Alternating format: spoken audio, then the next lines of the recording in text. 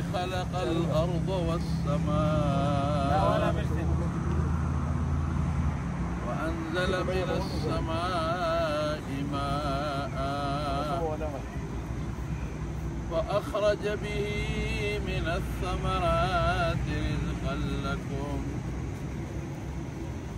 وسخر لكم الفلك لتجري في البحر بأمره وسخر لكم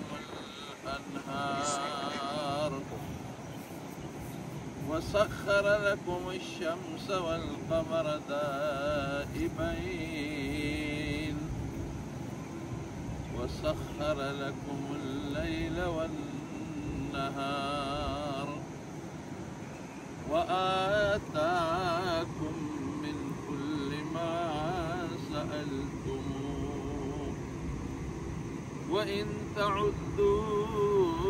نعمة الله لا تحصوها إن الإنسان لظلوم